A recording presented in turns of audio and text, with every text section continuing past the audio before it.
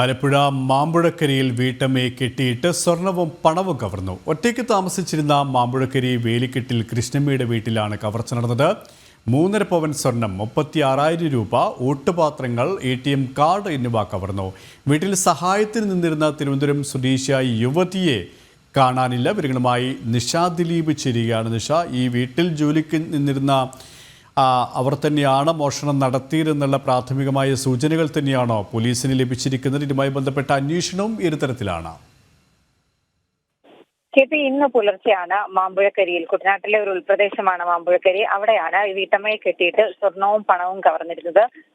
ഒറ്റയ്ക്ക് താമസിക്കുന്ന 62 വയസ്സുള്ള കൃഷ്ണമ്മ എന്ന സ്ത്രീയാണ് ഈ ഒരു കവർച്ചയ്ക്ക് ഇരയായത്. പോലീസ് പറയുന്നതനുസരിച്ച് കൃഷ്ണമ്മ പോലീസിന് കൊടുത്ത മൊഴിയുടെ അടിസ്ഥാനത്തിൽ പോലീസ് പറയുന്നത്